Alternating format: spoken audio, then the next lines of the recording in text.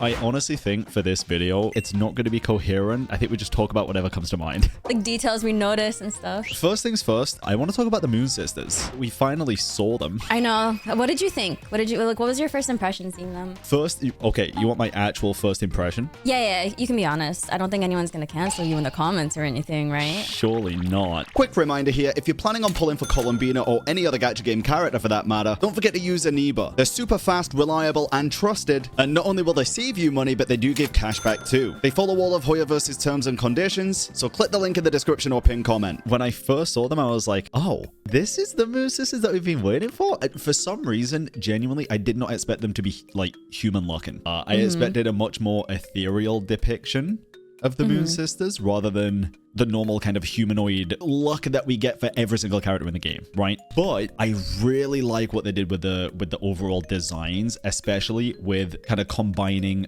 moon halos behind them. I don't know a better word for it other than moon halo. Don't cry in the comments for Honkai Impact 3rd music. Overall, after sitting with it, I think they depicted the Moon Sisters very well. I think they did all of them justice. The voice caught me off guard for Sonnet originally. Oh, because her voice is so like high and childish, right? Childish, yeah. I did not expect her to sound like a literal child. There's the Astral Express again, just on time. You mentioned Honkai Impact, and it's like, but yeah, I think overall they definitely did them justice. I just had a very different image in my head, which I think can be said of a lot of things in Genshin lately, to be fair. But what did you think? First of all, the detail that you notice is that they're created by the Dragon King Nibelung, but they look human. So it's just kind of like, how are they dragon moon goddesses, but their corporeal state is that of a human? Either it's the form that they just chose, but then if you it's almost like I always viewed the three Moon Sisters as non-corporeal entities, but then if that's like the form in which they choose to be perceived, but at the same time it's like there's so many old ancient murals of them being depicted in human form. So either it's like they just started appearing that way because humans appeared on Earth and they tried as best as they could to coexist with the heavenly principles, or there's the scary notion that this isn't the first time humans came there, and Teyvat is just a cycle of being conquered, having rules set by a certain ruler, right? So maybe, I don't know, like Hoyo might pull the wool over our eyes and be like, hey, Nibelung actually wasn't the first person in Teyvat, and this whole thing has been a cycle of this planet just getting conquered over and over and over again, and humans were here before. Or it's just that's the way that they choose to be perceived now that humans are on the planet. I love their designs, don't get me wrong. I think I agree with you. I think they did a really good job with their design in general, making them feel very distinct while also having that uniformity. I don't know, this might be an unpopular opinion. I think I would have been better off not actually seeing them, or if we did see them, if they were kind of ghostly in appearance. I don't know if that makes sense, but I always felt that the mysticism behind them was so alluring. Yeah. That almost seeing them in a physical form like that takes away a part of their mystical magicalness, their essence, or what have you. I feel like I just would have preferred that, but I do like the way they look. I also would have preferred if they were more corporeal, I guess, or ethereal, at least in nature. But right. like I say, I think they did do them justice. You brought up Nibelung, and it reminded me of something. And if I don't bring it up, I'm going to forget it. But I saw a post yeah, you just bring it up now. Well, I saw a post from someone on Twitter, and it's actually about the last act that we had, not this current patch. They were basically, and you're going to love this because it is about Dainsleif. Oh, okay. It was kind of unclear during the fight with Rerir whether it was Dainsleif or Colombina that opened up the moon portal, the moon gate. It was very clear that Dainsleif was the one to keep it open and close it behind him. Yeah. But in the actual description of like the fight and stuff with what happened, it's genuinely very the unclear. Transcript, People are like, if it was Dainsleif, how the hell did he do it? Because so far we only know of a couple of people that could do it. And it's usually people that have got the power of the moons or something more powerful. It's because he's Dainsleif, guys. I actually think there could be a very good reason why Dainsleif could do it if it was him that opened it. What do we know of one object that Dainsleif has? The Ring of Nibelung. Yes. And what did Nibelung do? Create the three moons. Exactly. It's my engagement ring, guys. It has so much power. I'm getting it cleaned right now, so I don't have it on me, but... It did intrigue me a little bit. I'm like, I still think it was probably just Colombina that opened it, but It reminded me that Dainsleif has the Ring of Nibelung. And it's currently sustaining his form, because otherwise he'd be just like Thrain, Capitano. Yeah. If he didn't have that device and it was given to him by his brother. Who, by the way, I feel like, because I'm convinced, and you probably already feel this way too, that Vedder I'm sure, has a semblance of where the future is headed. Oh, yeah. So there has to be a reason why he gave Dainsleif that ring specifically. It's probably going to play a lot into something that's going to happen later. 100%. I wouldn't be surprised. Oh, no. Yeah. 100%. Little breadcrumbs. Then next call, I should like prep them, but I do have like a Dainsleif and Minsleif. I don't need the body pillow. The mini version of it will suffice. You know what I mean? Yeah. It's not about the size, it's how it's used. I guess we could keep talking about Rerir and stuff. What did you think about the whole Rerir and Theindis arc basically coming to a close? Can I have a controversial take on it? It was my least favorite part of entire Nodcry. Wait, why? I actually really didn't like how they quote-unquote ended Rerir's story. Just because I felt like Rerir and Theindis were a part of the story from Acts 1 to 4. And to almost unceremoniously end their story just like that in less than half of an act, to me it's kind of like, oh, I feel like they deserved like something, like they deserve something more. And it just kind of ended abruptly for me, like way too abruptly, with Rerir being like, oh, I've like calmed down in the moon's reflection or something like that. And I was like, bro, last time I saw you were trying to kill everybody. Like, they deserve like another cutscene of them, of Theindis and Rerir being far apart and them never actually ever seeing each other again in this eternity. And, you know, I feel like they deserve that really artfully done cutscene that they gave them basically in Act 4.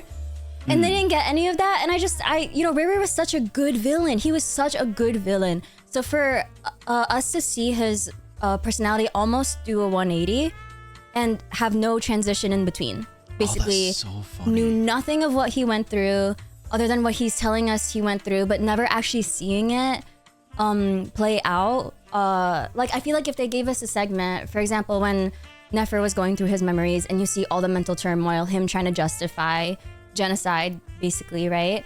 Mm-hmm. And you never see any of that for how he's in the Moongate. Like, what? Like, it felt like you guys ran out of time. And that's why Rerir just kind of got this, oh, by the way, here's Rerir and Theindis, because we have to rush the conclusion of when Colombina becomes the moon goddess and stuff like that. So it's just, it was my least favorite part. The quest to me was a 9 out of 10 still. I still give it a 9 out of 10. That and something else that we can talk about later is why I dock it off a whole point. You can counter me. Like, if you felt like you liked the ending, it's fine. I loved it. I thought it was genuinely probably the best way that they could have handled their so closure for the storyline. So we have, maybe it's just because I love Conrians, so I'm like, they need more screen time. Maybe. I mean, more screen time would have been good, don't get me wrong. It would have been good. But I feel like we got enough backstory on Rerir and Theindis in the previous act, right? When, like you said, Nefer did go through the memories and we saw him trying to justify his actions, and then Theindis finding out and the whole Moongate stuff. I actually thought the way that they kind of sat back to back but weren't actually there, and we found out that Rerir was literally stuck in time, couldn't go forwards or backwards to meet up because they were literal times apart in the Moongate. They could never see each other again, but he knew that she was there. I think that's why he calmed down. Like, he finally got his answer and his closure. Even if it wasn't a perfect ending for him, I think it was a perfect ending for them. For them, yeah, as a couple. I do like the way it ended. I just needed more, like, that was a really poetic ending for the two of them. For sure. Be in the space of eternity but never actually meeting each other, right? And it's so sad because that's what they both really wanted, but then they just realized that their consequences of their actions led them into this situation, and that's gonna be what eternity is for them. I love that, but it's just the build up to it wasn't there for me. It was like, oh, by the way, here's Rerir, and he's nice all of a sudden, and he's gonna help you clear the abyss. Ahaha, like, whoa. See, that's the funny thing though, because I have such a different take on that, because I don't think he was just nice all of a sudden. I think he was defeated. Yeah, that's true, because it's like, where do you go? You can't escape. Like, he was done. He knew that there was no going back. Maybe it's just me being selfish because I wanted a Sinners reunion. That would have been very cool.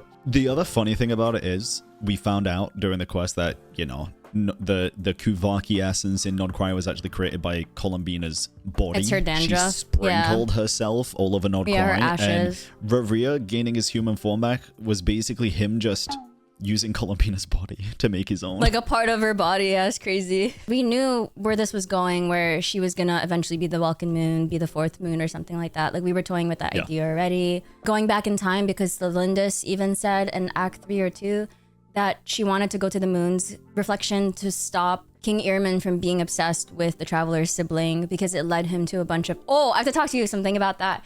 It led him to, going crazy essentially, and she attributes that as being the reason why he enacted genocide on the Crimson Moon Dynasty. So we were like, okay, she might go in the past or something like that. I thought it would play out differently, but I do like the way they did it. It's just I think the way it played out, I feel like Nodcry should have been a little longer. This is just my initial thoughts too. So it's kind of like they explained it that she divided body, soul, and authority, but it's almost like the first time in this quest or in the whole Nodcry that we're hearing those terms. So I feel like if they breadcrumbed it a little early on, it would have been like, whoa, like it makes sense the way it played out.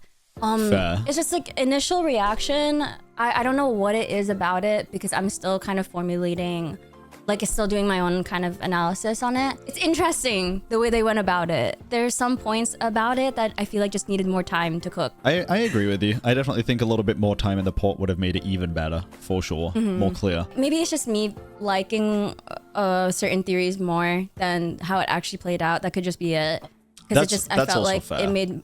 Yeah, like I feel like it made more sense. Kind of like, how they said Nodcry was the body of a moon that failed to form.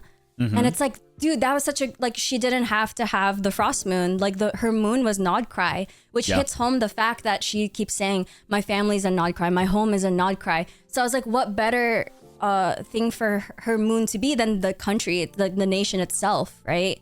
So I felt like that to me just hit poetically harder than her inheriting the frost moon and then pulling it into the fall sky or something like that.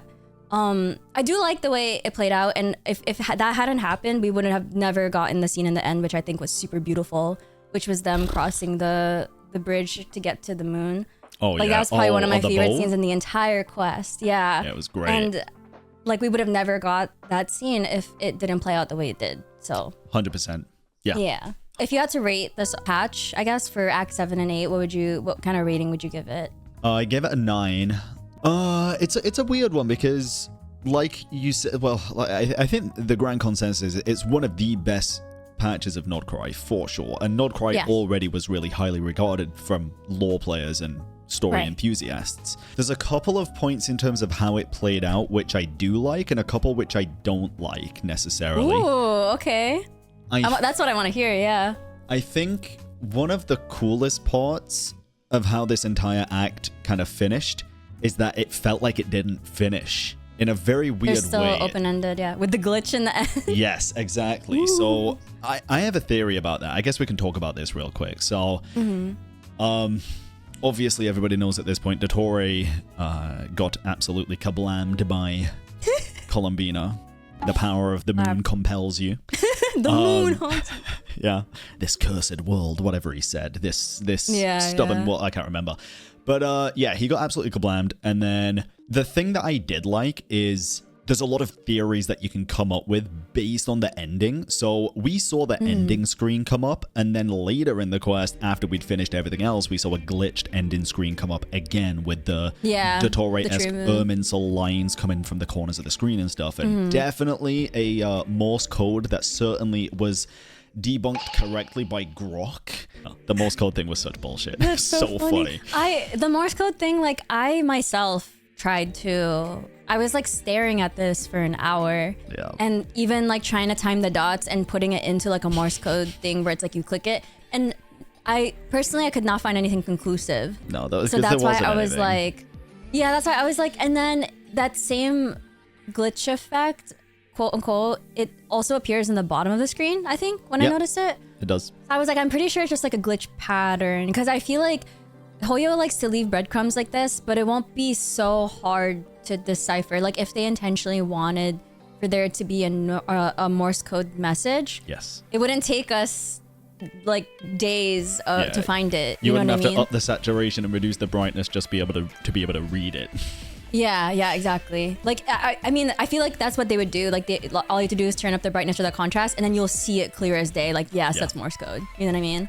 Yeah. Like, I feel like that's the extent that they do it. Yeah, I think you just have to pause on the perfect frame if it's Hoyo, to be honest. I think that's all it'd be. And then that's all they do. Exactly. But I think with the whole glitch stuff, it really does allude to the fact that Dottore himself is not dead. I personally am a big believer that this was the Omega build. We know that because Dottore in the quest literally said something along the lines of, we last met in Sumeru. We've both grown and he's a lot introduced since then. an Omega build, It's 100% it comes the up Omega build. on his introduction screen. Yeah. So it 100% is. And even if that build is gone, which I actually have my doubts that build is dead. But even if that build is dead, I have a feeling original Dottore is sat with the fucking Tsaritsa and we're getting played harder than we could even imagine. But if that's not the case, my secondary theory about Dottore, and this is a bit of a stretch, I'm just going to warn everybody watching, a lot of my theories on this are definitely like crack theories. Throughout this entire video, but there's just so many cool crack theories that you can fucking come up with in this that I have to share them. Sometimes I prefer them over the things that seem logical because I feel like the crack theories are sometimes more fun to explore. In the scene with Dottore getting kablammed, I am of the firm belief that no body, no death, or at least no remains, no death. They never showed his body. They never showed anything. So my thoughts are, when Colombina zapped in with the moonlight, you know, the power of the moon compels you, whatever. Something happened either when the fake moon marrow, the manufactured moon marrow was destroyed, or something else where he might have gone through a moon gate himself or something of the essence. And the glitched screen, I have a feeling he's done something with time revolving around the moon or moon gates or moon power or something. And there's three possibilities. Either number one, I'm fucking cucked in the head and none of this is happening. Number two, no, I like this. Number two, there is a parallel timeline going on now. Or number three, what happened didn't even happen. I'm scared, Bran, it's going to be a Penacony situation where we think we defeated Sunday.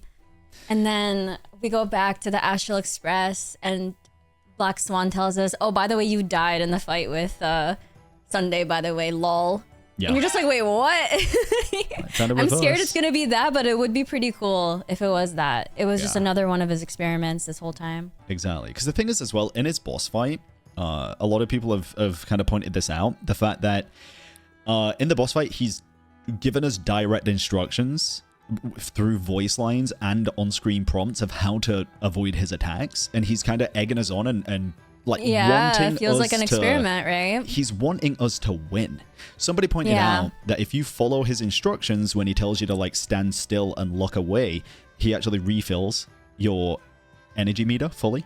Oh, what? No, I didn't notice that. I was just scared the whole time. Yeah, so people are saying that this definitely feels like just another one of his experiments. And listen, I mean this with the utmost respect. Dottore fans are fucking unhinged. I mean, look at the character they like. Dude, I love it so much. I mean that in the best way possible. The amount of insane theories I've seen fucking Dottore accounts on Twitter come up with is amazing. I love it so much.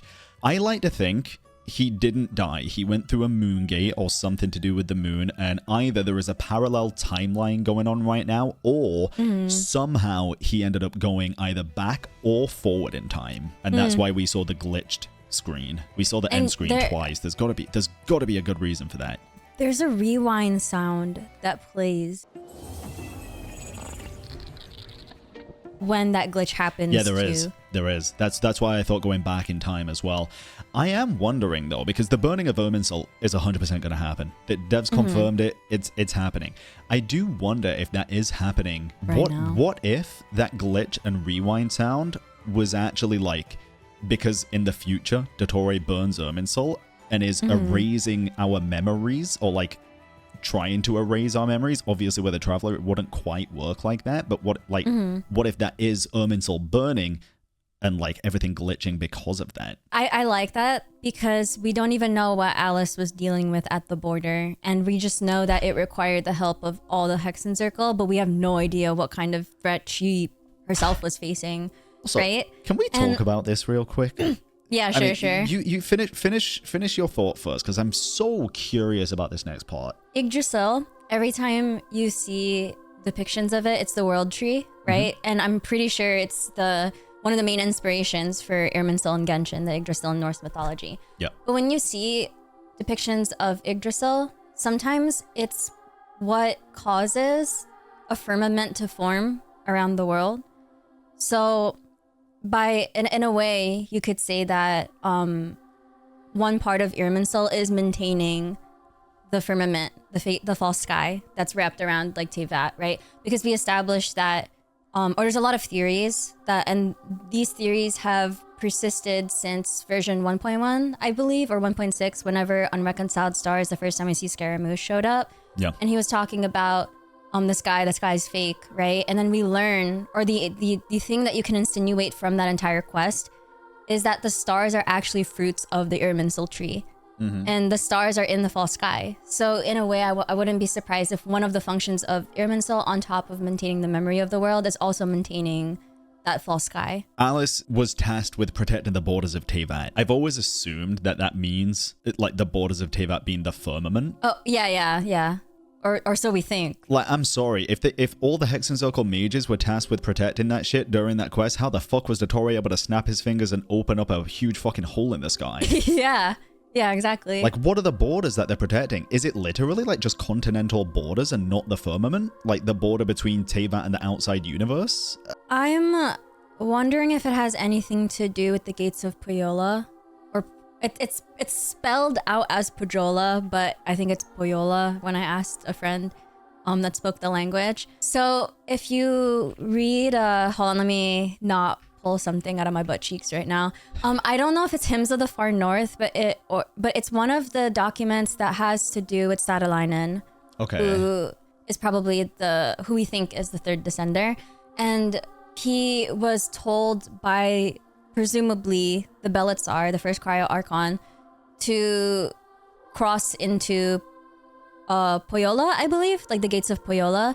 And when you look at Pyola, I think in Finnish mythology, it's the realm between the living and the dead.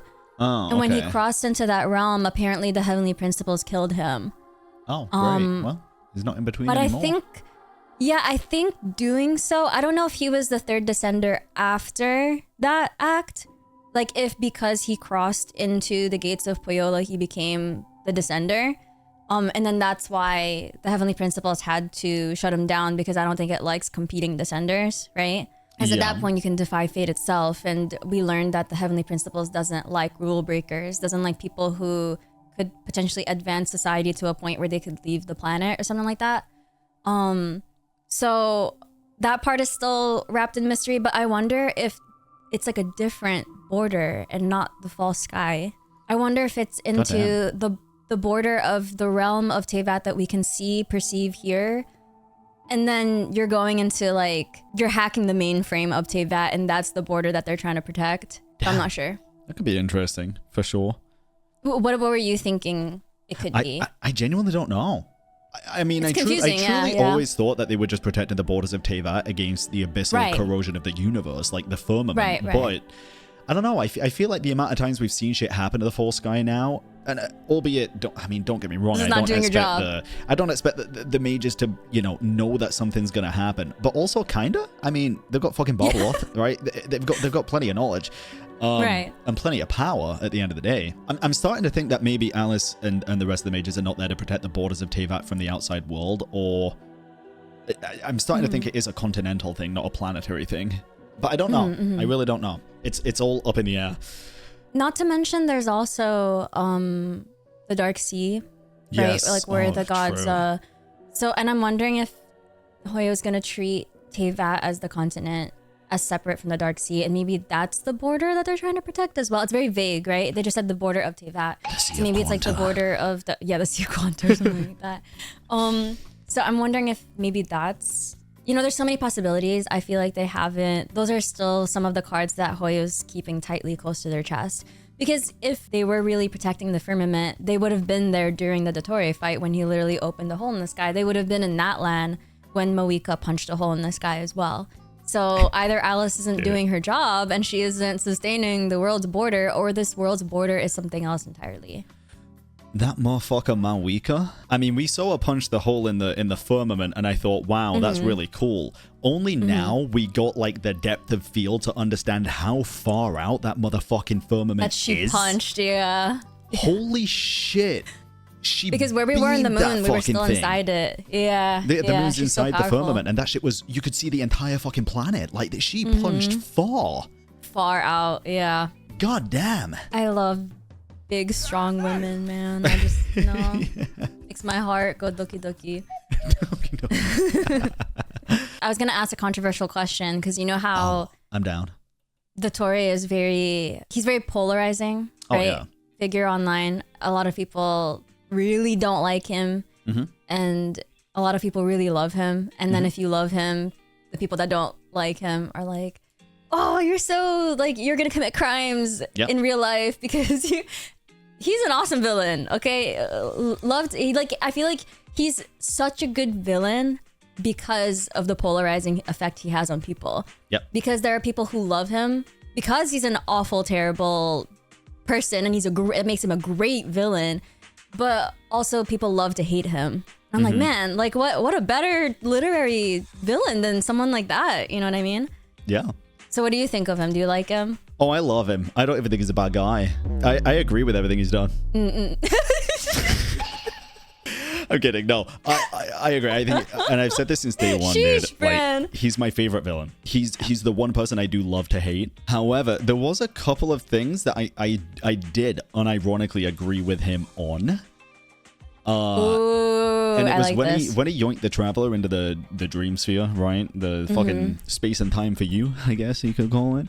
Yeah, he's like, Traveler, come to my side. Ooh, fingers touching. He's like, I'll give you one chance. 10 times. Yeah. I'm like, oh, so generous. Like, are you sure? You don't want to We join? love a generous king. Yeah.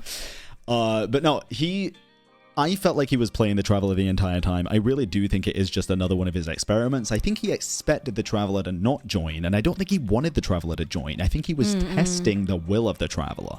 That's what I think he was doing. To make sure it's like strong enough. Yeah, I like that. But with the truth.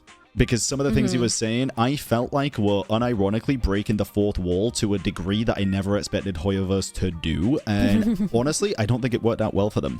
I think it worked out well for the villain and for the players, but not for Hoyoverse. Because he mentioned a few times that he was like, aren't you bored of doing the same thing day in, day out? You've got your daily task to get your stupid little currency. Right. And it's like, oh my God, no, he's fucking right, bro. This shit is boring. Like, this daily repetitive grind is boring as fuck. Right. I think it was a Mikatsu kitty who, like, I love Mika so much. Me too. Like, Mika's cosplays are so freaking good. But I think Mika made like a tweet about that, and I was dying when I saw it.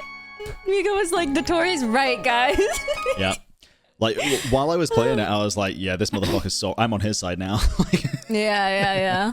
That was so funny. Before I forget, there is something, because you were talking about time earlier. Yes. And there's one thing I think that I just would have really wanted to see in this class, and I think I mentioned this to you in the group chat. Yeah, because it was the first thing I ranted about. I ranted about it to you. I also ranted about it to Jonathan as well, because I was just that upset with it. Yeah. And it was just the fact that Istaroth wasn't involved at all in this class. Not even a mention of her, not even a hint of her. I think that was the thing that was so a little bit kind of there were missed opportunities I felt in the writing, because yes, we understand that the Three Moons powers originally they held dominion over the concepts of life, death, time, space, and reason. The thing is, they don't anymore. No.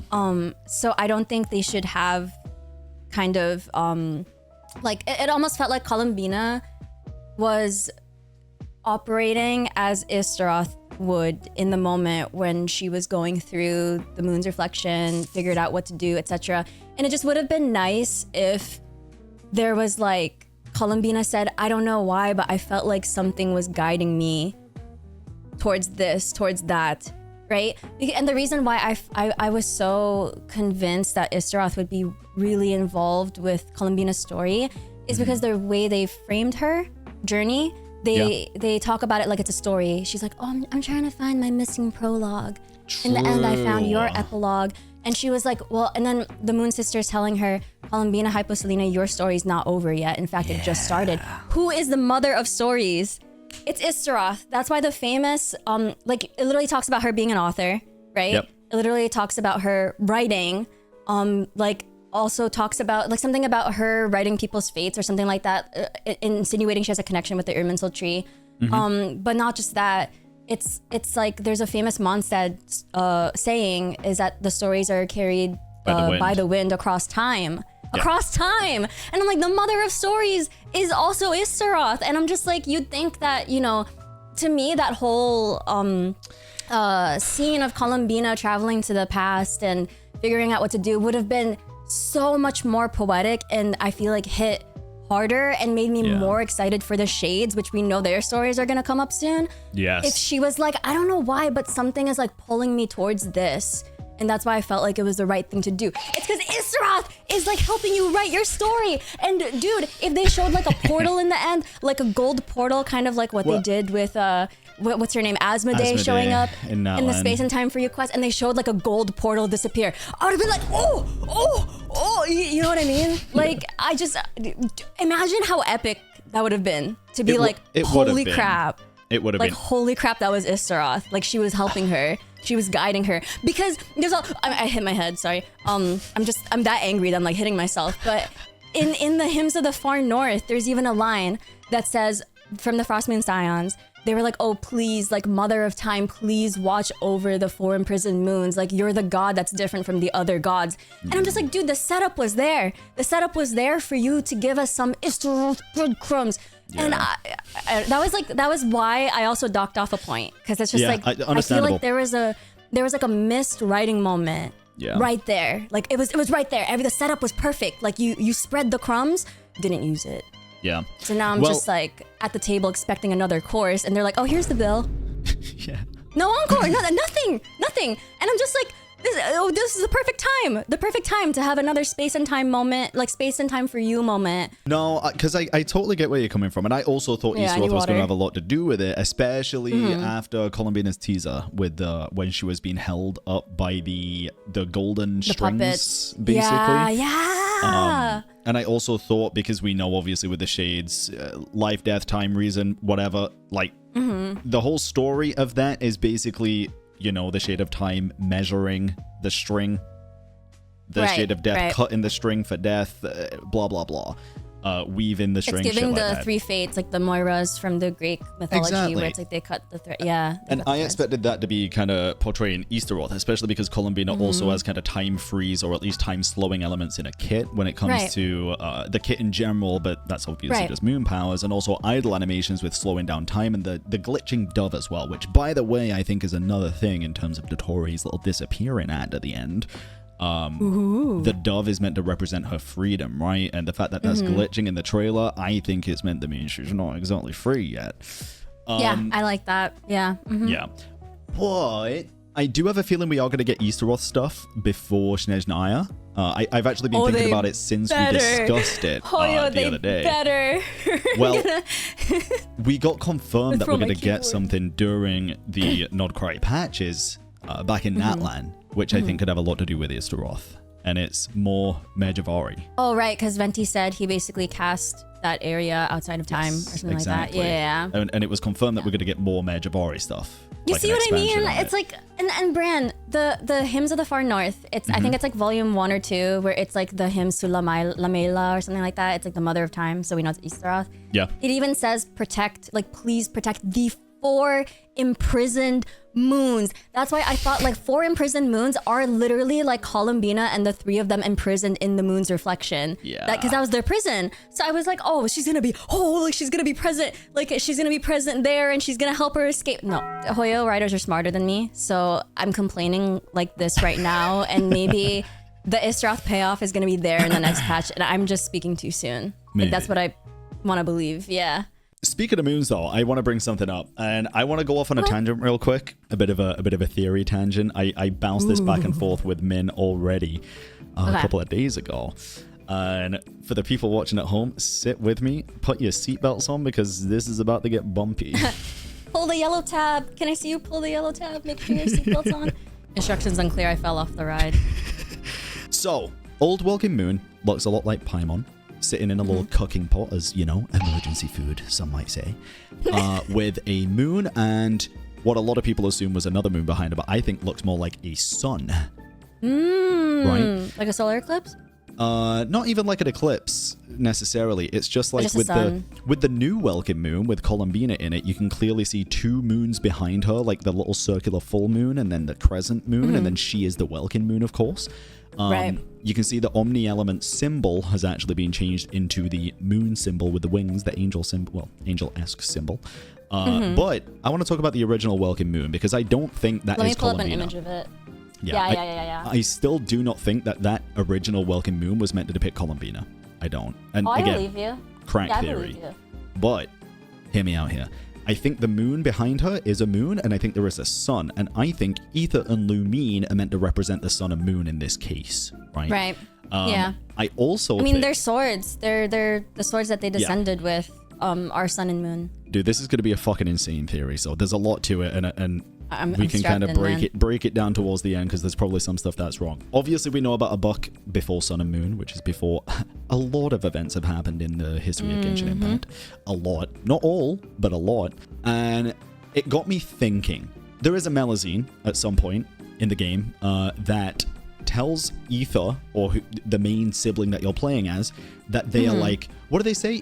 They say he looks like a monster that could devour the world. Yeah, he looks like a giant serpent, I think, or something like that. It was a very specific monster, or maybe it is just monster. But Melusines have been known to see like the truth of the world, right? They see things very differently than everybody else does.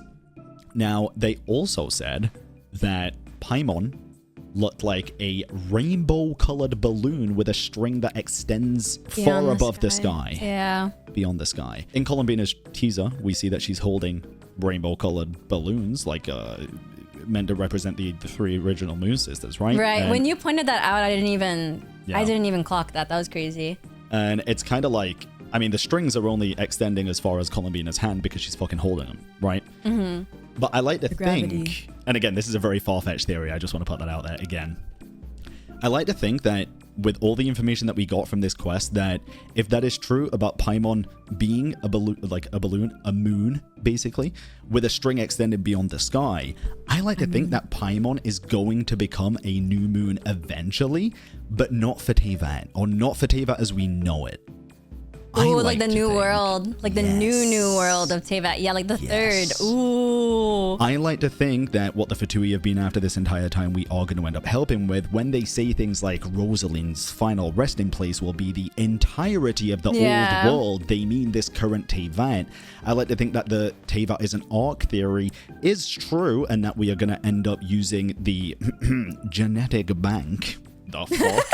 Whatever the fuck that is, Celestia. I don't Project fucking Arc know. is real. The human genome. Yeah, I think we will end up creating a new world, and obviously using the Loom of Fate. We are, as Zhongli said, a witness to this world, and I think we're going to use the blueprints of Teyvat to make a new Teyvat. To make a new Teyvat. I think Paimon is going to be the new moon. I like the new moon of because she literally looks like the girl in the Welkin moon, right? Yeah, and we will, and us and Lumine will be the sun and the moon, and maybe we'll get a new buck after sun and moon. Oh man, I just realized the Teyvat simulations are going crazy. Oh yeah. Teyvat as a simulation theory goes crazy because they have to run these simulations to make sure that the new world they're gonna build are gonna surpass whatever things have destroyed civilizations before. This whole thing is an experiment. That's crazy. It's a hell of a lot. And it's done by an AI. No, I'm joking. Well, we'll get onto that in just a second. Because, yeah, I was just gonna say.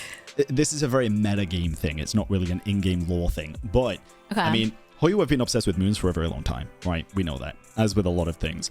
And there is a Twitter account, which I don't know if it is run by Hoyoverse, but probably is. Paimon to the moon. I'm pretty sure it is. Yeah. It's the Elon Musk Twitter account for people looking. I'm pretty sure it is. Yeah. It's an official Hoyo account. It's called Paimon to the moon. Mm-hmm.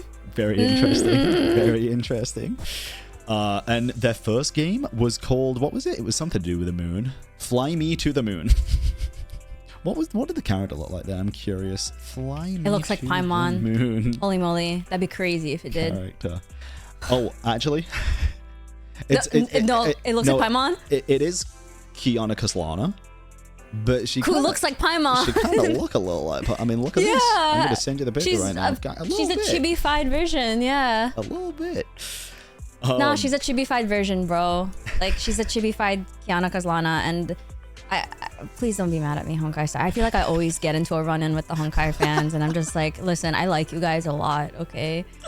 I like you guys a lot. Please don't crucify me for this. Yes, she literally looks like Paimon. I feel like there's so many people that theorized this in the past too. When Genshin first came out, they said that Paimon is probably the Kiana XP, because she just looks so much like Paimon, and then it shifted over to Asmodee once the cutscene for it or whatever came out. No, Paimon Moon. I still like that theory. I do like that Paimon is not the Welkin Moon or any of the moons in Teyvat currently, but she might be a Welkin Moon. A Welkin Moon, yeah. Yeah, because if you think about it, if they're making a new world, they have to make a new moon, but Colombina is the moon of the current world, right? Not the new one. Do you think at some point Hoyo maybe like changed their minds about how certain things would play out? No. You don't think so? Like, you think they always intended for Colombina to be a moon goddess? I genuinely think, and this is not even me trying to glaze, I have a feeling the entire story of Genshin Impact was written before they released the game. Oh, right, yeah. Like, entire.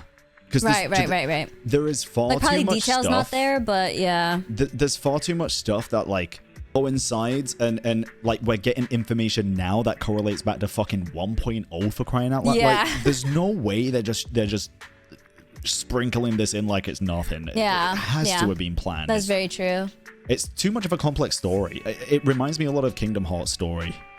Yes, but I feel like, no offense to Kingdom Hearts fans, and I mean this in the best way possible, and I don't mean this in a bad way. I feel like convoluted is too negative a word. I think it's less confusing than Kingdom Hearts lore, because I tried with Kingdom Hearts lore. Kingdom Hearts lore is incredibly confusing. Yeah, no, I agree.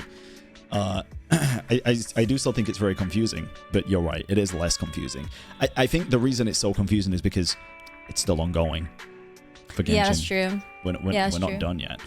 There's a lot of details that we're like, we don't quite have yet. So. Exactly. And one of those details, this is going to be a very interesting topic, and I cannot wait to dive into this one with you. I'm both scared and excited. One of those details is the fact that the androgynous being Fanes might just be the Traveler's ship AI. Yeah, so the first thing I did when I got the skin, after I read Sandrone's notes, then because immediately after, right? So then I read the Traveler skin, and I was reading it, and I'm just like, wait a darn diddly second. Yeah. Like, wait a second. Sorry. Wait a darn diddly second. I need to stop hanging out with him. Yeah, this is bad. I did not want to come to that conclusion, but then I remember that Wei, our holy lore archon, who's finally back again, by the way, he had made a video like a year or two ago, like I would want to say like 2 years ago, where he believes that Paimon is an AI, because every time we get emails from Genshin, we get emails from Genshin that well, I think he also theorized that Paimon, because I think he's of the belief that Paimon is the primordial one.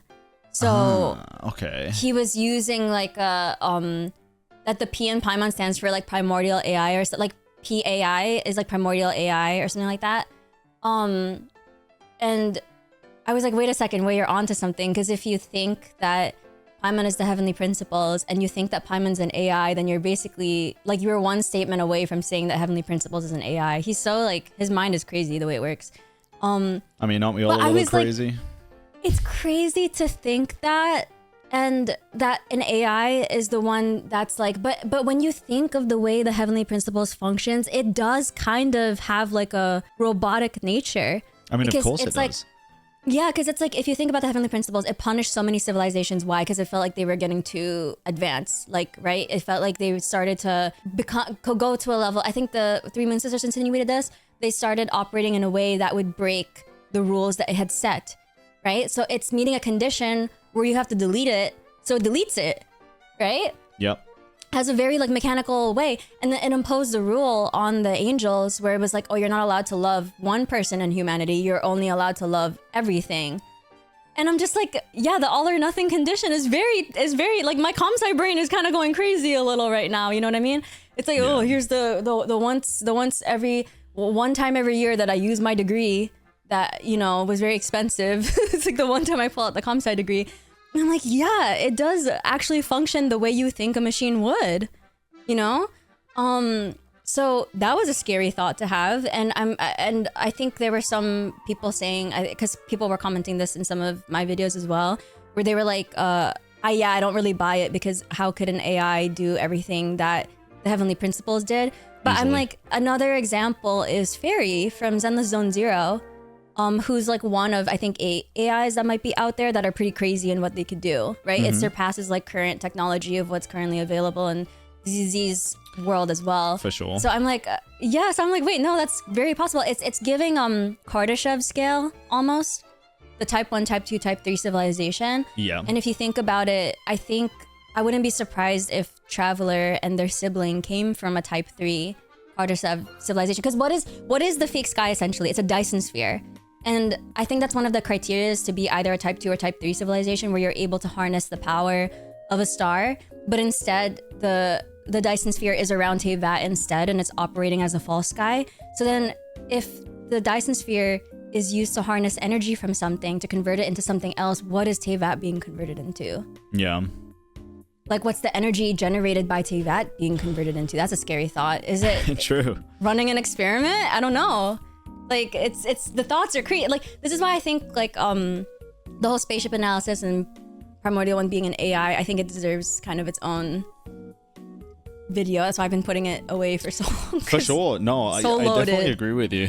There's just too much there as well. Like you said, how could it do the same things that the Heavenly Principles have done, or just in general? It's like, I mean, in the straight up description of, I think it was the skin, right? It said it could terraform lands and everything like that. And I mean, this was... It was giving Kardashev. It's crazy. It was clearly a sentient AI as well. That's the scary thing, because there was a certain part where it literally said, it, meaning the ship AI, also once pictured a scene like this. Twins standing under the radiant night sky, their eyes shining as they watch the stars and the many moons above. But it immediately disconnected its idea association module. Why the fuck would it do that shit? Why would it do that? Yeah, it's creepy.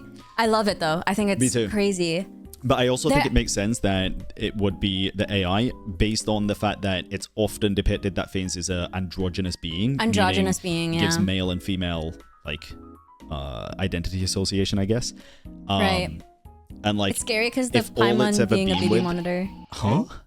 The Paimon being baby monitor theory kind of goes crazy now with like the primordial, because what if she is not technically the primordial one, but is like the baby monitor for it? It's operating inside Teyvat so it can see things through her eyes.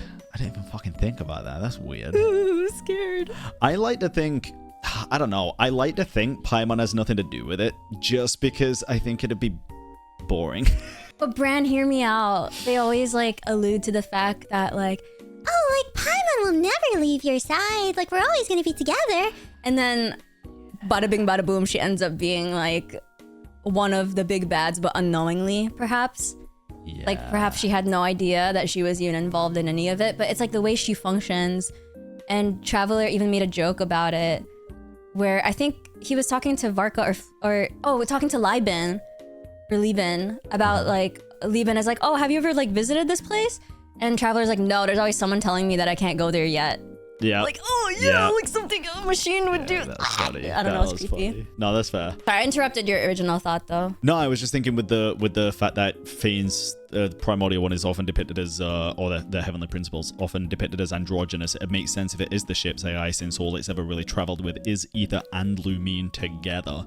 To kind of, you know, mold its image based off their identity. Their identity, yeah. I like that. I actually really like that, yeah. Yeah. You know what kind of scares me, though? About that? So, I think 5 years ago, or 6 years now, when Genshin first released, or before it released, they had tweets about Traveler, Aether and Lumine, rather, introducing them. And Lumine's was more somber than Aether's, And if you read Lumines, it indicates that their world, their original world that they came from, was destroyed. Absolutely. And then kablam. when you read Aether's, it's like, this is your world now, like, welcome to your world. And when you look at Traveler's Ascension material, which is a prism, which is scary because of the implications there. We were just talking about like the elemental prisms or whatever. Yeah.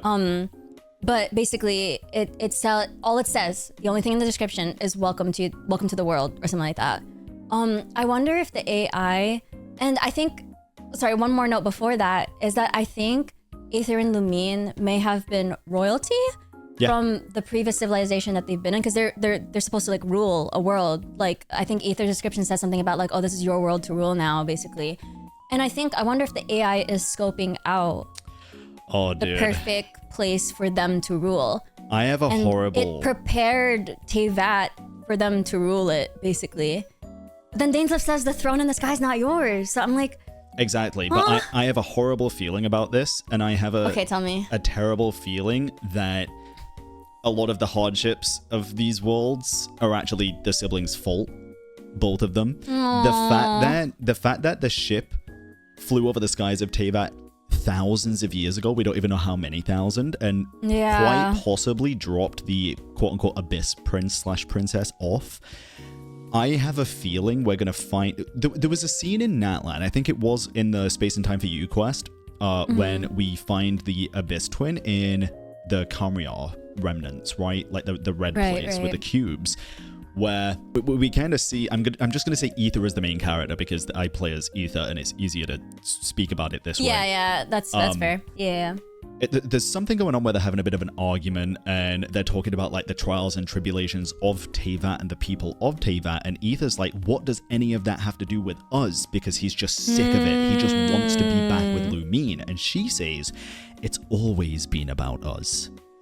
Oh, I didn't even catch that. That's crazy. Dude, I have a feeling that they have literally... Yes, they were royalty of previous planets, but I have a feeling it's because they've been colonizing all these planets. Like, they're the ones that have been going and fucking them up and becoming royalty. I love that so much. Yeah, that's really good. That's a really good theory. But I think we do it unknowingly. And probably that's why Dainsleif is like, the throne in the sky is not for you. Like, the cycle has to end, basically. Yeah, and we have to create a new world instead of taking over Teyvat. Yeah, that gave me chills. And it feeds into the whole creating a new... Bro, that's good. That's really good. I like that. Yeah. I thought about it the other day. Like, pretty much not... I don't think it was the same day as the quest ending. I think it was the day after, because I was going through the skin lore again. And again, it was like when I realized that it very much seems like when Aether woke up, obviously Lumine was not in the ship at that time. It seems like she landed way before we could even imagine that she's potentially the Voyager. Oh, like the female consciousness that was traveling. Yes. The cosmos, basically, and spoke to Nibelung first, yeah. The Voyager in and of itself is so mysterious, too. Because all we know is that she's very far away, and her consciousness is able to travel the cosmos. They're almost like the... Maybe I feel bad. Use the wrong word. I feel bad. Yeah, I feel bad making this connection, but it's kind of giving the Memo Keepers a little bit. Although they operate differently, because Memo Keepers specifically are instructed... No, wait, but the Voyager was instructed to, like, not to interfere in anything. But I don't think Memo Keepers can possess people. They can just appear in whatever form they choose to be perceived in based on the world they enter. But then the Voyager had to infiltrate someone's body in order to be a part of it. So I think that was like different between Memo Keepers and Honkai Star Rail. But I don't know, the Voyager's in and of itself is interesting. I think I said the wrong thing for Voyager, to be fair. Just because, I mean, it also wouldn't make sense because, again, there technically is no canon sibling, right? Oh, I see what you're saying. Yeah, I see what you're saying. It's not who I meant. It was something else, but I can't remember off the top of my head. I just looked up the Voyager, though, and it is very interesting because it's like... if it was canon, it also does add up, because it's like Surtavoinen, also known as the Apostle of the Far North, was a Voyager from the Sea of Stars who inhabited the body of an unnamed youth during the era of Hyperborea. It would add up. It would make sense.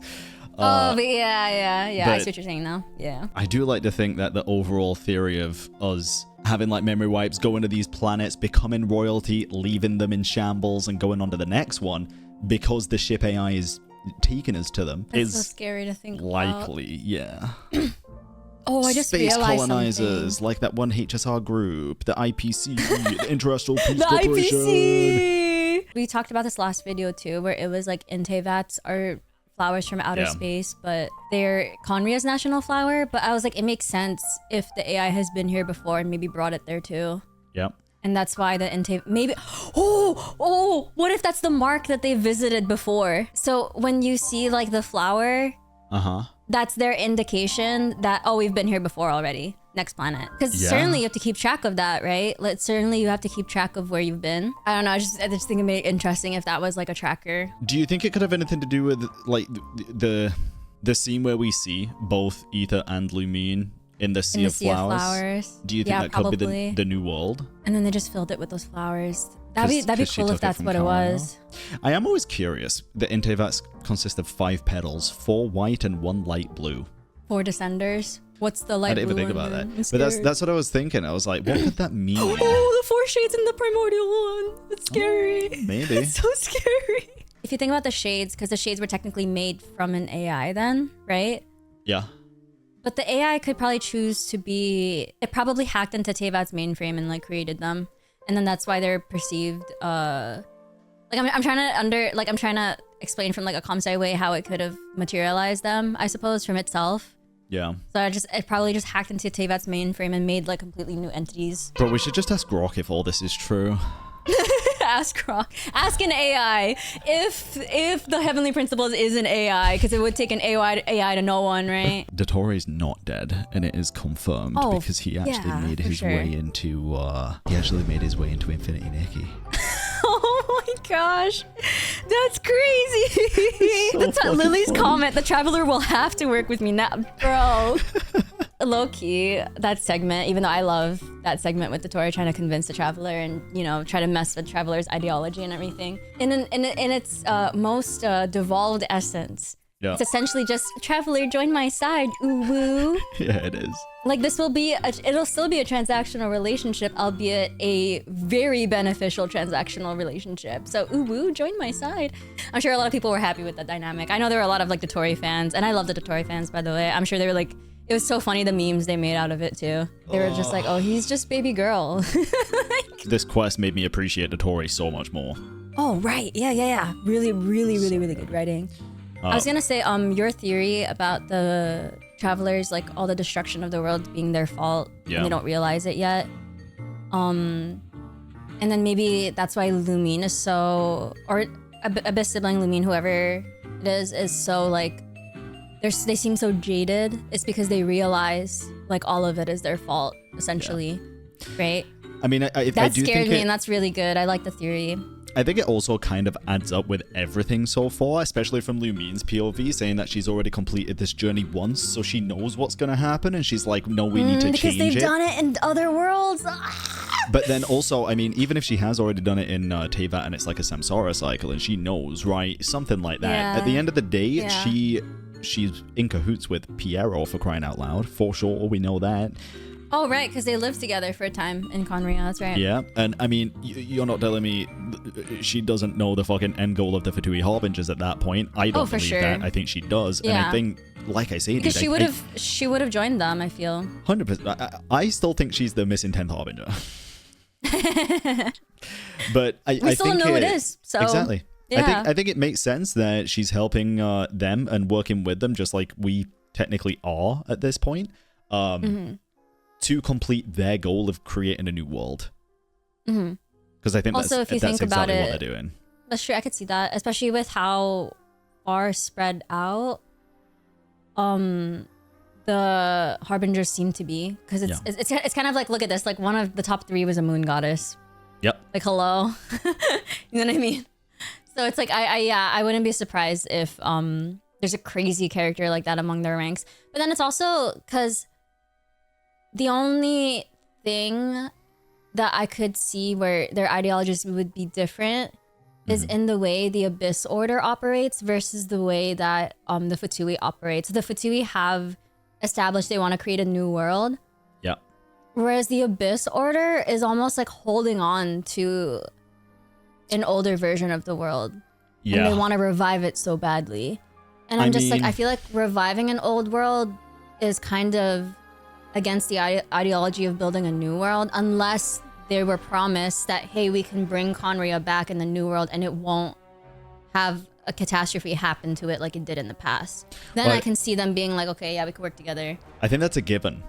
I don't think they would even want that if it was like written in the stars that there was just going to be another calamity. Another catastrophe, yeah. You wouldn't want another cataclysm to happen, basically. No, absolutely not.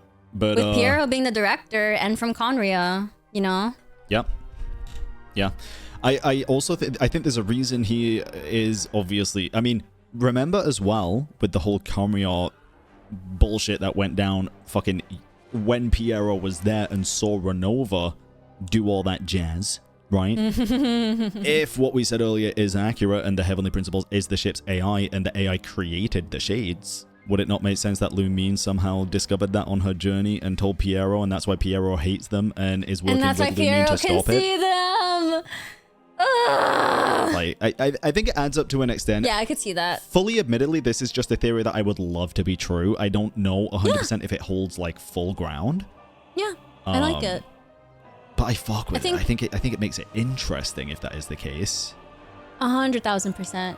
And it's also, I feel like we're being led in a direction where we're eventually gonna see the twins' perspective.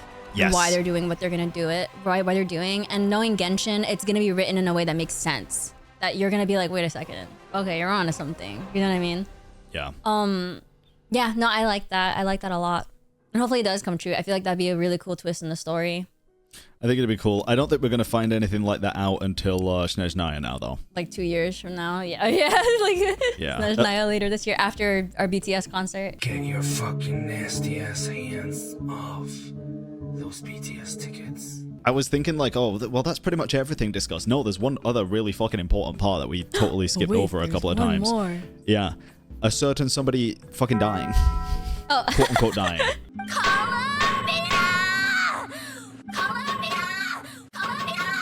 Sandrone, of course, getting. Either I'm in denial or she's. Did you read the note she left? Yeah, where she was like, she iterated over her self-preservation modules, which in ComSci terms, when you iterate through something, you go over something, yep, and you either peek or do something to it. So I'm like, if she iterated over her safety protocols, then it means she probably revised it. I mean, and it blatantly said she put in a fake core. Right. Yeah, exactly. And it's like, she even had her core and Polonia's core sent to the Fontaine Research Institute. Exactly. And I wonder if this is her way of kind of, one, she can exit the Fatui now because now the Fatui thinks she's dead. Yeah. So when she comes back and hopefully becomes a playable character, yeah, she won't be affiliated with the Fatui anymore because they think she's dead. You know, so she can come back as a completely different character. True. If she can be Marianne. Whoa, imagine if her playable character's name is Marianne. That'd be crazy. Marie Antoinette. Yeah, Marie Antoinette or something like that. That'd be crazy. Yeah, Mary Annette or something like that. Marionette. Yeah. Like Mary Annette. That'd be crazy. I mean, if she did. To be honest, I think that's very likely, and I do think that missing character in the reflection for the No Cry teaser characters is just gonna be her. People said it from the beginning, and I was like, "There's no fucking way it makes no sense," and now it does make sense. And now it makes sense because you're like, yeah, it's gonna be a spoiler if they show her playable, because then you know she's gonna come back. Whereas right now, we only have that one little Easter egg to rely on that she's gonna come back. So I definitely do think that is gonna be the case now. Because the thing is, I don't know. We don't really know what her purpose is with the Fatui, right? It's like for so far, every single Harbinger feels like they have like a purpose. Yeah. Maybe Child's we don't know quite yet, but we can kind of hint at what it might be, just knowing his correlation with Ajax and the stories and stuff. True. Yeah. Colombina had a purpose. Like everyone had like a purpose. Everyone had like a thing they were doing. I think Marionette's was just to piss everybody else off. Yeah, that's the thing. We don't really know, right? Yeah. Like we don't like. All these people were out here getting Gnosis, and then you have like, and basically she uses the houses of the Hearth to train future Fatui children potentially. Yep.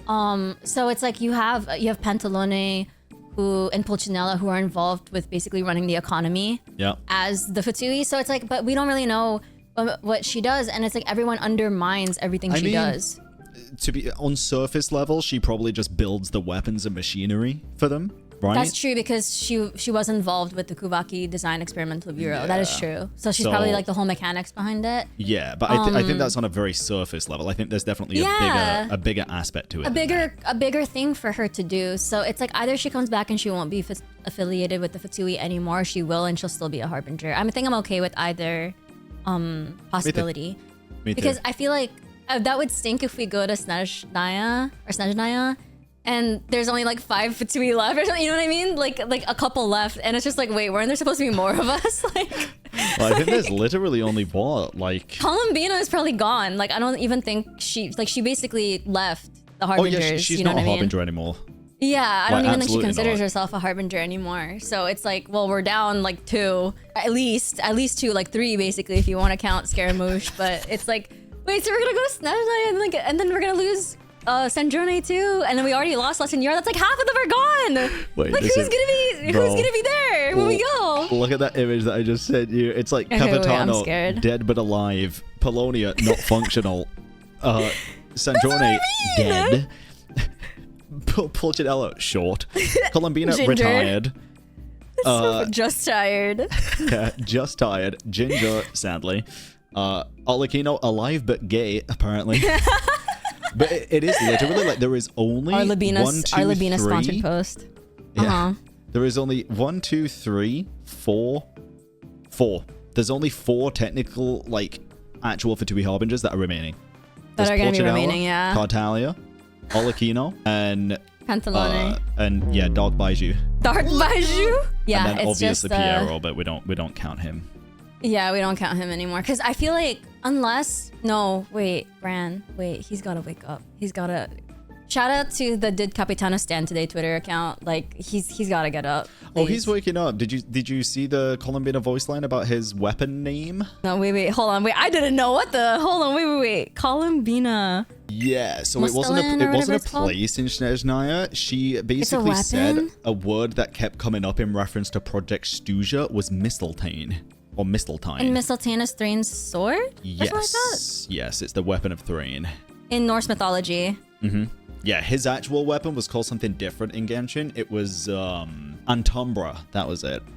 Mistletoe refers to a legendary figure from Norse Atlantic sagas. The original owner of the enchanted sword, Mistletoe, is Thrain. Yep. He's gonna come back. He's gonna come back. Guys. So- He's gonna come back. Project Stuja. An undead sorcerer king. Yes. Okay, yeah, sorry. Yeah, I mean it excites me. he's coming It does because Yeah, he better come back. I mean, Varka's model is basically Capitano's model, so I did like a video a year ago, or was it this year or like last year? I think I did a video that was like the entire history of Mondstadt. It was last year. I made it last year. And I made a joke because I was talking about Arundolin, who was like the Grandmaster of the Knights of Favonius during the time of the Cataclysm in Mondstadt. And he's a double sword wielder, I believe. And I think Rostam, who is the lover of La Senora, is the one that made the Favonius like blade work that became popularized. And Arundolin's style was just too difficult because he's a double wielder, like he double wields Claymore. And I made a joke in that video where I was like, it'd be really cool if Varka ended up being like a double wielder because it would be an allusion to, it'd be like an homage to Arundolin's. And it makes sense that Varka would be able to do it because he's the strongest person in Teyvat, or everyone claims, right? They're like, oh, he's so powerful. And it's like, yeah, it would make sense for him to have Arundolin's style because it's so different and it's difficult. it's going. And then be I think fun, they show man. him It's like gonna be double fun. wielding, right? Like he double wields in the cutscene or whatever. Well, even in the freaking silhouette with the Varka, he was double wielding Yeah, he had claymores. two. Yeah, but I was think like, wait a we also saw it in the second. cutscene. But yeah, he 100% is. I don't know whether the fighting style will mimic. I don't know the fighting style of the person that you mentioned. Arundolin, yeah, he was like Grandmaster, the double wielder. But he was That's like cool. the Grandmaster of the Knights of Favonius, during the Cataclysm. And he was best friends with La Senora's lover. Interesting. Yeah, they had like a rivalry going on because I think one of them was Wolf Pup. I think it was Rostam, and Rostam was the more rebellious person. I think I don't want to. I forgot because it's been a while since I looked that's at fair. Mondstadt lore. I think been he a like long time. left the Knights of Favonius and he started his own intelligence Oh my god, just like my boy Deluxe for real. Yeah. I think, hold on, wait, I don't wanna say if that's him. Maybe I'm mistaking him with someone else. I mean, that's fair. But I'm pretty sure, because I remember Rostam in Genshin having more involvement with the plot other than just being it does say Rostam Arandolan gave up both his title of Grandmaster and his weapons because Rostam died due to the expedition to Kalmar. Oh, two more things. First of all, the whole thing with the AI, Heavenly Principles and stuff, we mentioned in the chat during the Winter Nights Lazul. The chess game that Piero is playing is a direct representation of, what was it called? Gary Kasparov versus Deep Blue. Which was the first time an AI won against humans? Mm-hmm. Yep. For chess? But I think it was like, people analyzed the board and I think it's flipped such that, I have to look back into this. So it could be the first time the quote-unquote humans win against the AI or something. Against the AI, yeah, because the queen and king were like swapped positions or something like that. I have to look it up again. But yeah, it's exactly that. Gary Kasparov, I think, versus Deep Blue in like 1950 something. Is it 1950 something? Something like that. But the interesting thing about that is it could reference the fact that we might actually win against the Heavenly Principles, which was the ship AI. And also another point with the whole Paimon and Moon thing, Paimon's Omni symbol compared to the one on the Welkin Moon is actually also reversed. It's flipped. Oh, upside down, right. Yeah. So it's also just an interesting little plot point. What is it? It's trifecta? Is that what it is? I'm sorry, I'm like losing. Yeah, triquetra, I think. Triquetra, yeah. It's like, it represents a cycle of life, death, rebirth, but then when symbols are usually flipped upside down, it means like the opposite or something like that, right? Yeah, exactly. Destroy Paimon. No, I'm joking. The final thing I wanted to bring up, and this was, I meant to say this way fucking earlier, when you mentioned, like, when I said there's some things I wish the quest had have touched on a bit more or done differently. Dottore putting a quote-unquote curse on everybody. Yeah. And that never really getting fully explained. Yeah, it's just like, Flynn's just said, one, like... Did we get rid of it? Is it still on us? Is that what the glitch was? Number scary. 2, also just very much a lack of feeling of consequence a lot of the time for playable characters. Like, for example, Nefa saying that she was going to go blind if she did something, and then she did it and just, again, was absolutely fine afterwards. I think a lot of people assumed she was going to be fine afterwards, but it would have been kind of cool if maybe, you know, she suffered some kind of permanent consequence for doing what she did. Yeah, I agree with you. I also think it was kind of, listen, Colombina's amazing. I love her. But it was kind of like, and then okay, you know what? No, maybe I changed my mind. Because I was like, it would have been cool if the Deshret chess set that she had just had precautions that if you take a look into the past that far, it'll protect like the user's eyes. But then in this case, they said it was Colombina because she knew that Nefer was gonna take a look into the Luonatar. Yeah. So I'm like, okay, yeah, it makes sense because they're trying to hone in on the fact that she knows all the people really well. Yeah. But then I feel like it would have also hit just as hard if there was like a higher power that was somehow behind it. That was like, again, like maybe I'm just an Istaroth stan today. I don't know what it is with me.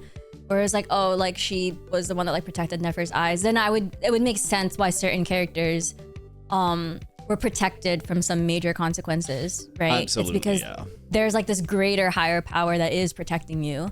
And I'm like, that would have been cool. But then it's also, if Asmodee is quote unquote serving a new master, but Asmodee is just a piece of an AI, what does that mean that she's like serving another master then? You know what I mean? The Doctor. Or something, right? I don't know. It's scary. It's kind of scary. It is weird. It is definitely strange. Is to be a descender to turn into an AI? I don't know. No, it's not. It's just I just think one descender just happens to be an AI. And then the final thing that I do want to bring up is something that we did go over slightly in DMs, but in the scene where Wanderer actually saves us and gives Dottore the little side eye, and it kind of looks like he might recognize him, but we can't really tell. Dottore does get a punch on his shoulder. I didn't notice that, until you sent it. Me either. I saw it on Twitter from cool. Daily Dottore, the fucking unhinged maniacal fan that they are. Oh, Daily Dottore. Yeah, I love it. I love it. But yeah, he did get a hit on Scaramouche's shoulder, or Wanderer's shoulder. And then at the end of the quest, he also says, I still feel like I have a chip on my shoulder. Now, albeit that is incredibly likely metaphorical, right? Yeah, a chip on the shoulder. I actually thought it meant something different than it does, because Viv asked me what it means, and I thought if somebody has a chip on their shoulder, they're like, you know, kind of like obnoxious, or like walking with a chip on their shoulder, like super confident or something. That's not the case. Oh, I interpreted it as like, maybe I've just known the saying wrong my whole life. I interpreted it as like chip on the shoulder means they kind of have something towards the person. Yeah, like resentment. Like, it's almost like holding a grudge, kind of. That's Yeah. how I interpreted it, but I could be wrong. I never knew that. I always Maybe thought I it was just something didn't different. know the line. No, that's, yeah, so it's another hint, hint, wink, wink. I think it's only a matter of time before Dottore does recognize Wanderer / Scaramouche as well. I do.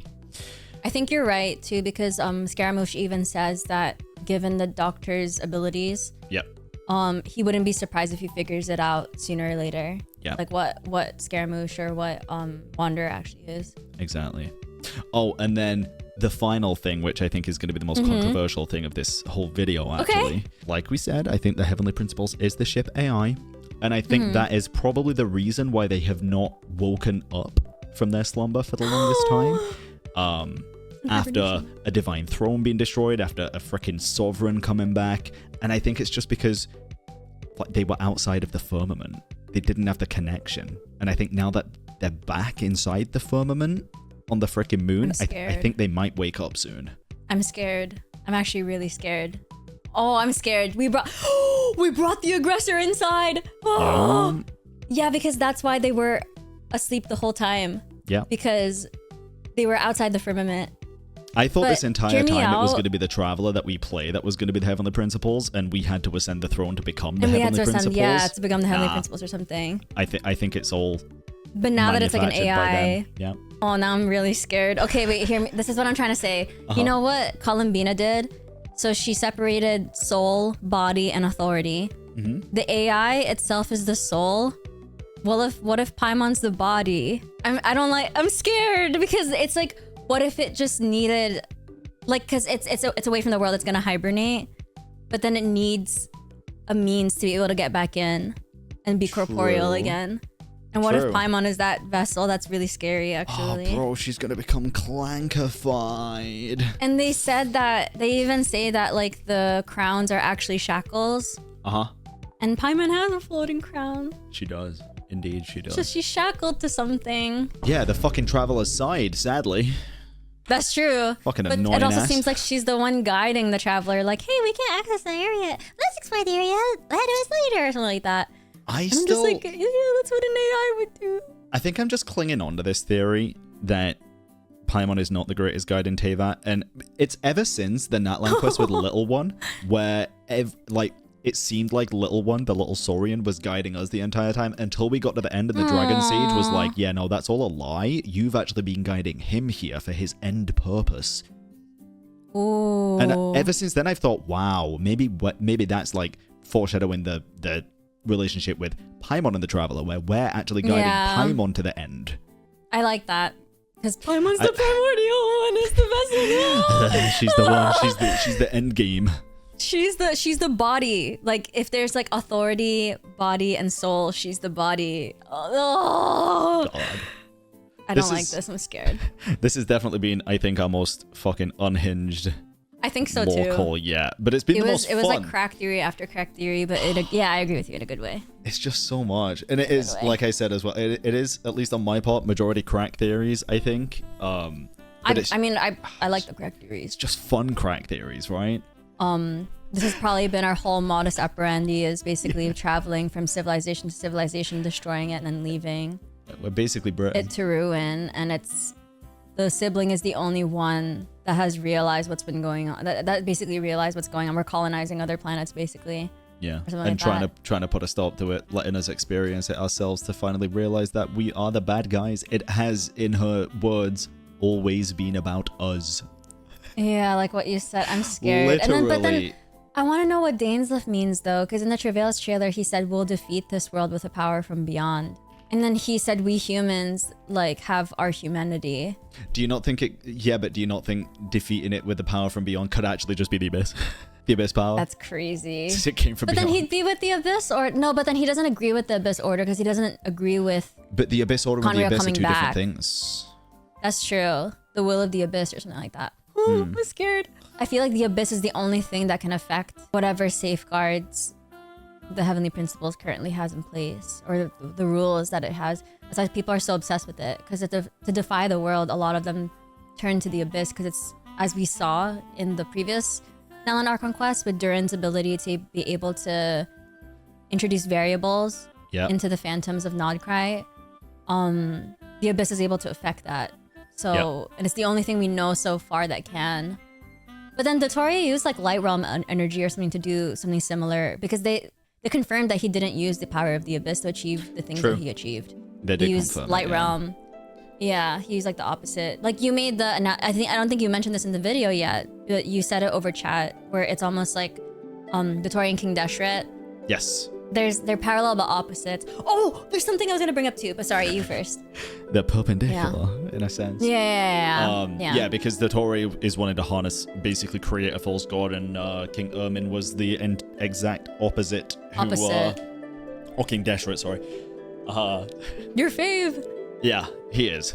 Was the opposite and like refused the power of the gods, literally. So. Right. Like, look at the body language of what Lumine and Ether are doing in this scene. All right, 3, 2, 1, go.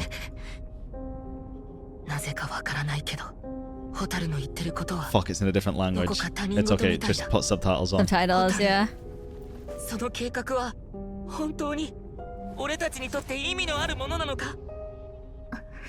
What does it have to do with us? And then she's like, look at her reaction. She like composes herself, and then look at what she says. She's like, he has no idea. But listen, look at all along. It's only ever been about us. Grand, that gave me chills. And then she pulls out the Loom of Fate to reweave shit. Like, come on. We will begin anew at the end of your journey. I mean... Yeah, man.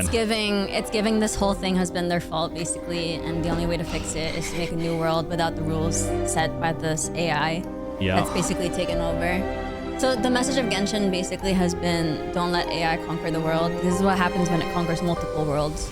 Basically. Yeah. Basically. Dude, that's scary. That was probably a massive hint towards that theory too. That's pretty good. Speaking of kings, because we were talking about King Deshret. Yeah, Dainsleif's cool as well, I know. I get it. Yeah, he's my king. I was gonna talk about King Irmin. Okay. Because I had a theory, and I wonder if it's might be true. But basically, Thelinda said that King Irmin went crazy, and she attributes it all to his obsession with the Traveler sibling, right? Yeah. And after he went crazy, then he ordered for the Crimson Moon Dynasty to be killed. And then she said that like he started this new experiment that's pulling funding away from her Crimson Moon research experiment. So the budget got cut to the point where she was the only researcher on the experiment, something like that. And I was like, what was that experiment? So I was wondering if that experiment required the death of a bunch of people in order to work, or something like that.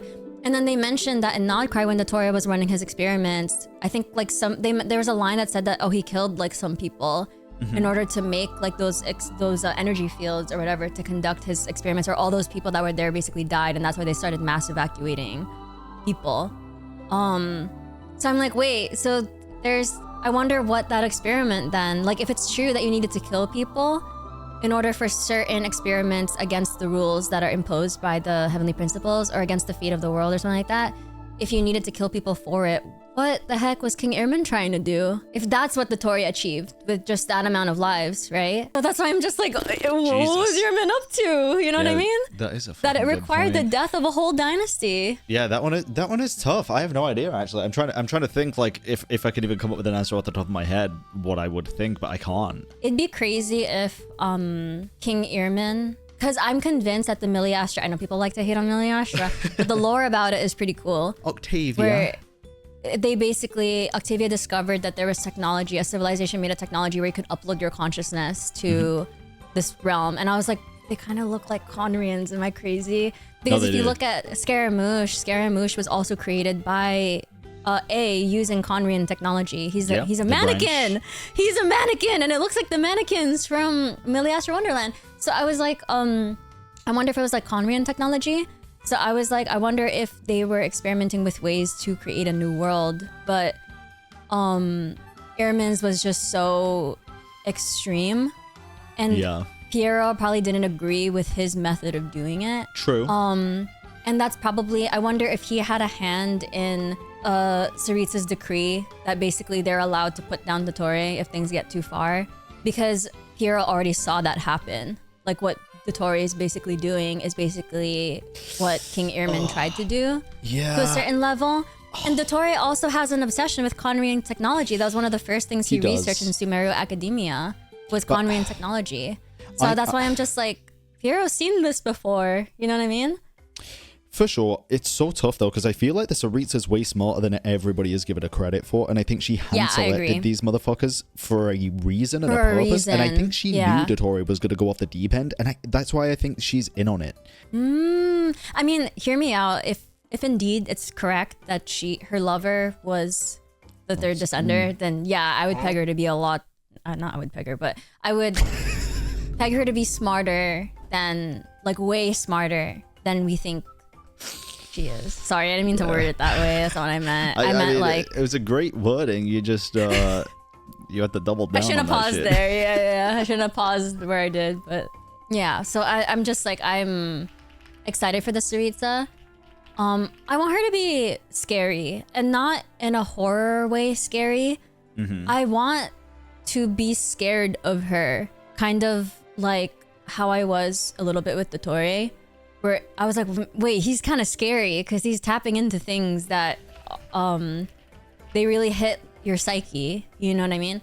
Yeah. And I want Tsaritsa to do the same thing but worse, almost, where it's like, oh, I'm actually intimidated by her, like this is actually scary but in a good way, you know? Yeah. I don't know, I feel I at least that's my initial impression of what I would hope the kind of character she is. You know, someone that's pretty scary, ice cold, detached, very matter of fact, scary in her ideology, scary because she can convince you, you know? I would like that. Probably final question here, because we have been going for almost 2 hours, but I'm curious. Do you think we're gonna see the fight for the Pyronosis? I say fight, it could just be a simple handover, but I doubt it. Do you think we're gonna see the exchange of the Pyronosis before Snezhnaya, or nah? I want to say yes if the summer event didn't happen in that line. But I feel like even if it wasn't a summer event, I feel like it would be kind of an interlude, right? Because you know how Genshin has preludes or something? Yeah. Well, they had a prelude to Nodcry that happened in Fontaine, question mark? Or no, it was in Natlan. It was in Natlan. Yeah. So yeah, I wouldn't be surprised if we end up going back to 100,000%. We have to go back to Natlan. Ooh, Bran. Yeah. I wonder if it's gonna coincide with Capitano's return. That would be pretty lit, where he brings the Pyronosis, and then he wakes up. I don't know. I just think it's too good to be true. Yeah, I feel. Wait, what did you say?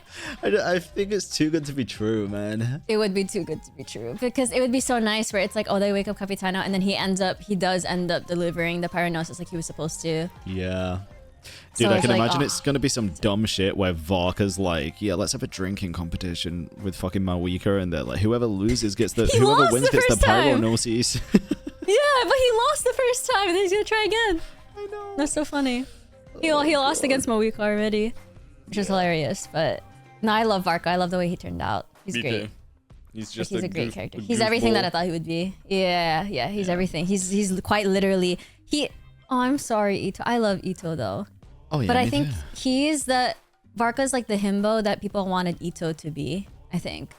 Yeah. But I love Ito. Not I just love him physically either, but yeah, no, Yeah, I it's fuck like- with it's Ito like the because he is just the personality. biggest goofball, but Varka's like goofball but get shit done.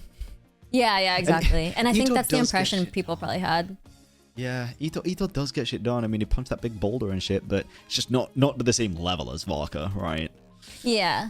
He's even more goofball, but we love him for that. No, wait. What do you think though? Do you think we're gonna get the Gnosis No. before or No, I don't think we will. you think we're gonna get it in Snezhnaya? Yeah, I think it's probably going to be the like introduction to Snezhnaya more than likely. Ooh, or what if it's like a middle plot point Could be. where it's like you realize, oh, that's why you need the Gnosis, and then now it's a matter of convincing Mawika to do it like in the middle or something like that, Goddamn. right? Because I Yeah. feel like she's not gonna give it willy nilly. True. I like No. Mawika. Well, I don't know. It depends, because it really does just depend, because at the end of the day, if they're just honest with Mawika and they explain shit, depending on the actual reasonings the Tsaritsa has, I think she would just give it over. If it aligns with what she's wanting. And what she believes would be good for the rest of Teyvat, I guess, right? Yeah, because we've already seen she's quite happy to fight for what she believes is right, especially with the whole like discussion and quote unquote argument with Capitano about the right way to deal with the abyssal threat in that land. Yeah, we'll have to see. I don't know. It's a weird one. It really does just depend. It's gonna be interesting because like the Tsaritsa is waging a war against Celestia, which was so far what we know created by an AI. And then now it's a matter of if the Futui want to create a new world, it would make sense because a Descender would be the only being that has the power to create, destroy, sustain, protect a world. And then the Gnosis is made from the body of a third Descender, right? So then basically you'd think that if you put all those powers together, you would essentially thereby have the power of a Descender, or at least have access to what they had access to. And then if you think about it, it's like the light realm basically contains, it's a classification for all the elements, right? Like the power, it all comes from the light realm. And that's why the three moon sisters didn't recognize what Kuvaki was, because they just recognized it as, oh, it's just elemental energy, like from the light realm, basically, right? Yeah. So that to me is like interesting, because it's like, how is a Descender associated with light realm then? Because I always thought it was just, but I guess it makes sense because then the light realm, no, it still doesn't make sense.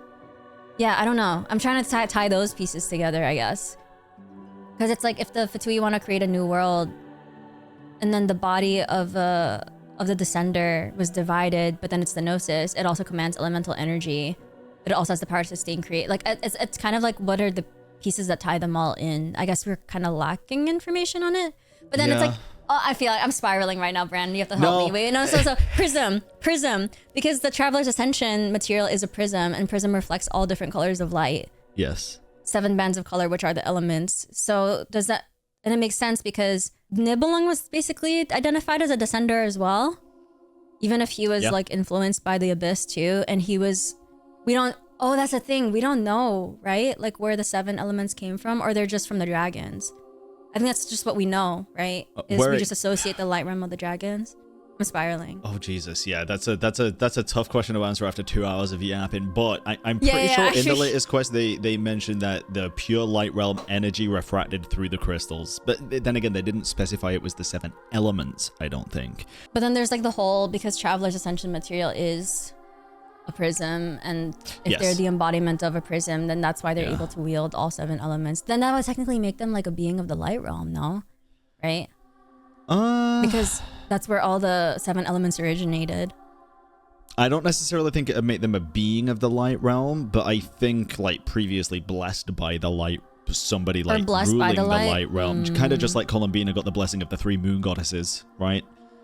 Right, and then she received like all the Trilune authority, basically. Exactly, yeah. Which is crazy because it's like, remember they said they never wanted to condense their power into one being. Yes. But at that time, they had dominion over more things than just lunar authority. Yeah, they so that's why it would make sense.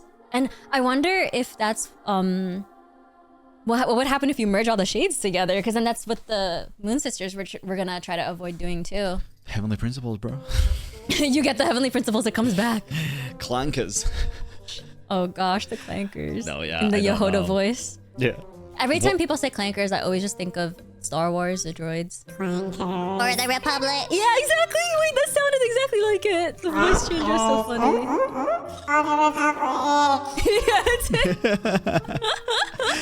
That's so funny. Real quick, one thing that I literally just saw on Twitter, which I think is really fucking interesting because I did not pick up on this at all, and I will make this incredibly quick. I'm going to send you it right now. I never noticed that during the quest when Dottore kind of kidnapped us into his little bubble shit, and even past that the loading screen was actually a saving screen. Oh, it was different. Yeah, I noticed that. I noticed that too, and I looked at it and I was like, wait, this is weird, like as I was playing it. Well, it's very interesting because it definitely could mean the game's not loading, but Dottore's saving the information. It's cool. And he's taking notes. It's like an experiment. Oh, in blasphemy. He's writing down experiment in the blasphemy. hypothesis. Oh. He's smart. I like smart characters though. This is great. True. Yeah, I like smart villains. Like, what if, Bran, we load up the new Archon quest, and then you just see like, kind of like when you boot up the Penacony quest, and you just see Black Swan, and you're just like, what's going on? You died, by the way, and it's Alice or Barbaloth. By the way, you died, and we basically saved like we saved your progress to a previous point in time before this fight happened. So now you have to figure out how to stop everything up until this fight, or else you're gonna lose. Imagine we load up the game after the next update, and no matter where you like logged off, you start back sat on the moon with Colombina, and it just starts rewinding. That would be creepy. No, wait, Bran. Wait a second. You know how like because we don't have the Lantern Rite quest yet, right? No. But the Lantern Rite quest is just like something happening to the moon. It looks like there's an eclipse, but then some people think there's like a hole. I thought it looked like a hole, because when I stared at it, it looked like it was growing. Yeah. So either something's like swallowing up the moon or something like that. It'd be crazy if like at the end of the Liyue Archon quest, it's like Zhongli or Nouvelette. I feel like Zhongli would be the one to do this, where he just looks at you and everyone's like celebrating, like, yay, we figured out the crisis, blah, blah, blah. And Zhongli's just like, traveler, wake up, or something like that. Dude, I would get so scared if like Zhongli says something and you're like, wait a second, none of that happened, was supposed to happen, or something's wrong with us. Or maybe it's like the curse of Dottore finally affected us because we left Nodcry. Yeah. And like Zhongli notices and is like, something's wrong with you, you know? They could make like, it even creepier. Real. They could make it even creepier by just like everything kind of glitching again, and then you hearing your own voice, like the Traveler's voice from when he realized that everything was fake when Dottore put him in the little dream bubble, and he was like, no, this isn't right. Nothing's real. Nothing's real. And then, oh my gosh, Bran, like after Zhongli points out, it would be crazy. Imagine how crazy that would be if Genshin actually did that. That'd be insane. It'd be fucking amazing. Yeah, it'd be insane. But it's like, imagine the quest, like Zhongli points out something, like, traveler, like something's wrong, like or like wake up or something like that, like you're not supposed to be here or something like that. Yeah. And then you wake up, like the screen starts glitching, and then the world starts like, you know, like evaporating away into glitches or whatever. And then